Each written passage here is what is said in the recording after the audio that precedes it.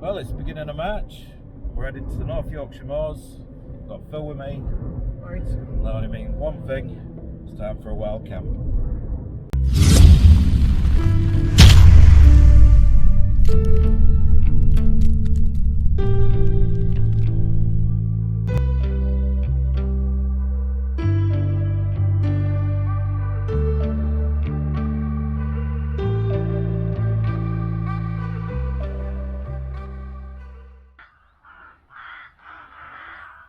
Well, welcome to Lockton, the base of the start of our hike. Yes, Lockton, which is mentioned in the Doomsday Book as Lockerton. And in the centre of Lockton we have St Giles Church, which is from the 13th century, and the tower was added in the 15th century.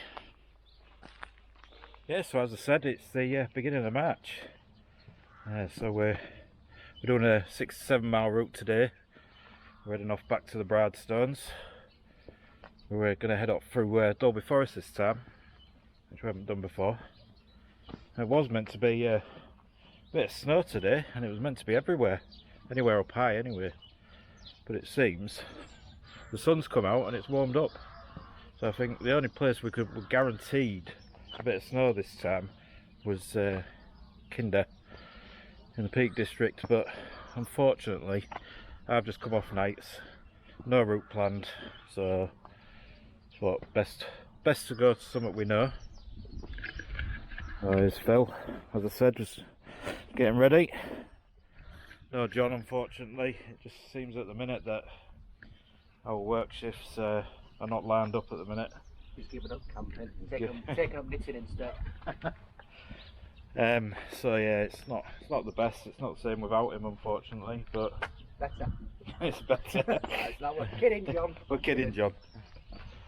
So I bought a new rucksack off eBay the other day. It's meant to be the Hyperlite Southwest pack, the 3400, which I don't think it is personally. So I have messaged the guy. It looks more like the Wind Rider with the mesh pockets all the way around it. But if we have a look at Phil's pack, now he's got the Hyperlite Porter, and this usually comes with no pockets at all, and it has, so these are all removable, but his is the 3400, and as you can see, compared to mine, there's a lot bigger. So I personally believe I have the 2400. But I've contacted him, found out. Oh, look at the wall, see. Yeah, so we'll set off from Lockton, head off into Dolby Forest. We'll see you on the way.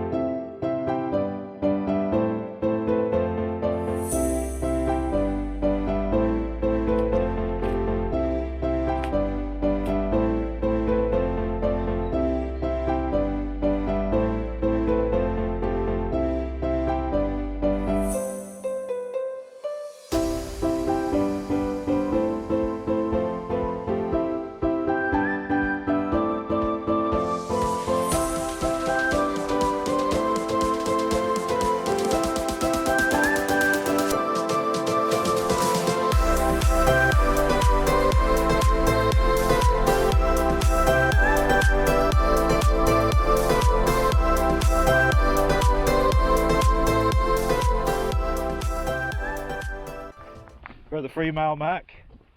We're just walking across Seedale at the minute. We're going to head across to Red Dyke, head through the woods there. Then we're heading up to Attribution Rig, which will be our final ascent up to Bridestones. And we'll have a little more of an explore around that area, because we've never actually come that far over. And there's meant to be some nice areas around there. So yeah, it's pretty warm at the minute. Had to strip off the coat, and the jumper will be coming off next. Hey, sun's out. It's what we like.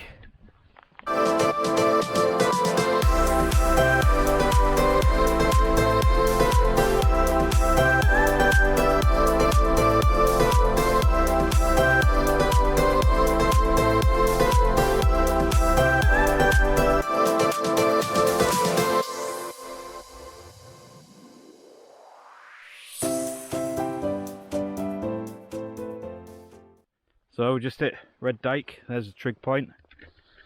We ended up adding an extra mile to the route, unfortunately, because we took a right instead of a left, and I shouldn't have never got my orientation badge at Scouts, I don't think.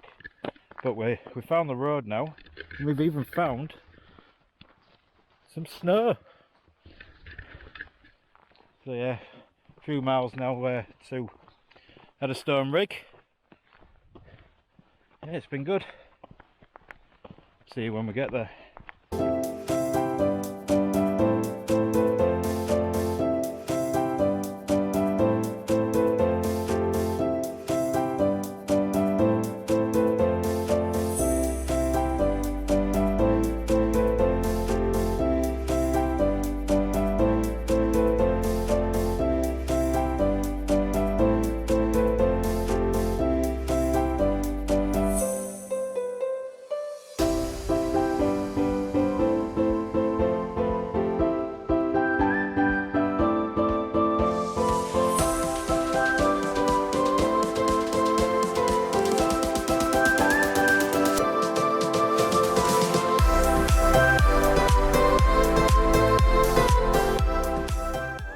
And there you can see is our spot for tonight, just across the valley. So we've done 9 miles in total, which is quite a long way to be honest.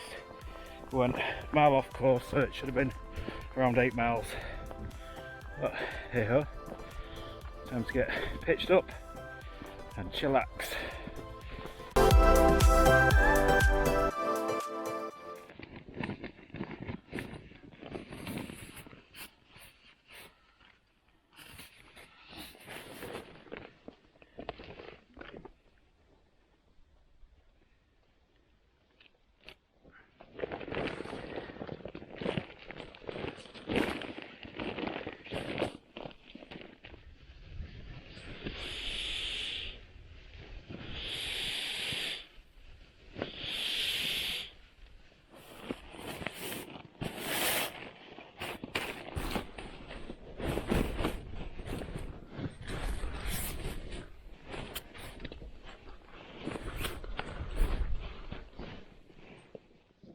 Well, we finally made it to the Bridestones. Got pitched up and the clouds come in now. Temperature's starting to drop a bit. So I think it'll be tea time soon. We're both a bit hungry, aren't we? Yeah, tell you a bit about the Bridestones, which I've never done before. It's basically a load of rocks. It was built up in the Jurassic period about 1.5 million years ago, and they were carved out by a glacier over thousands of years. Fun fact for you. So yeah, let's have a look at the tents.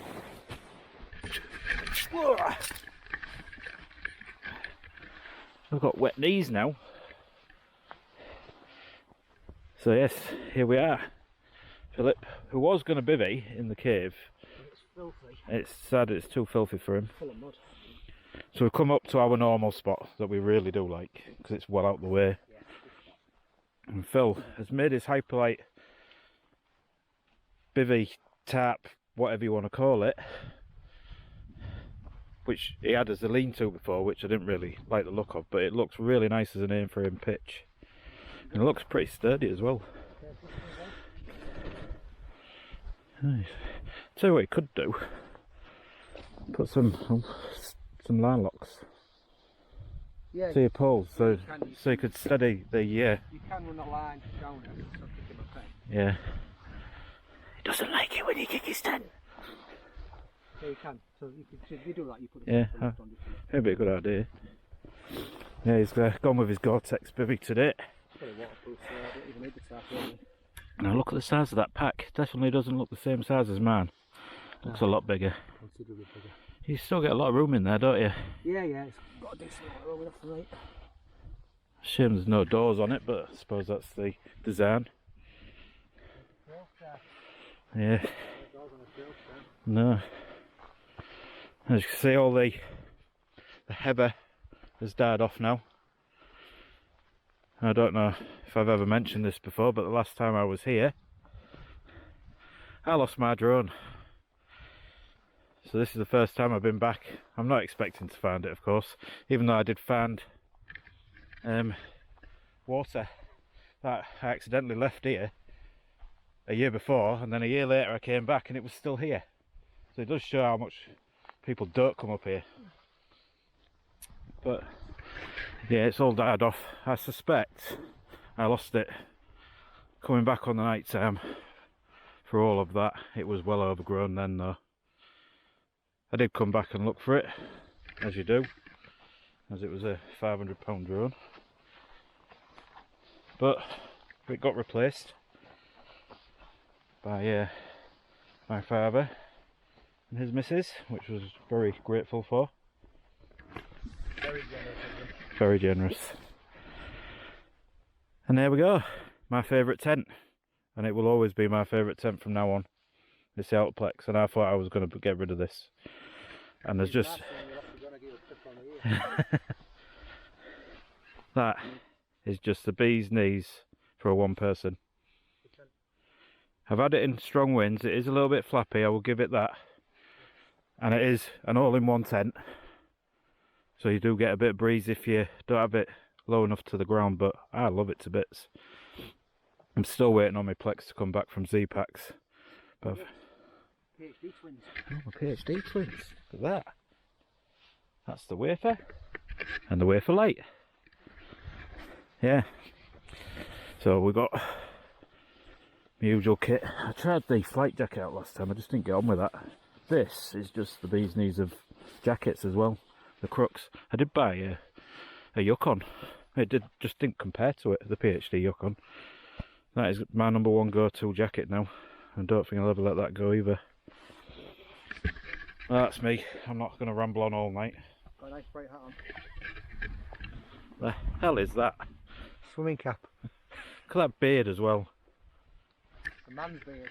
Proper man's beard. A trimmed man. Didn't like it, so I'm growing it back. Yeah, well, I'll stop rambling and I'll crack a can. Enjoy the rest of the night. We'll see you later.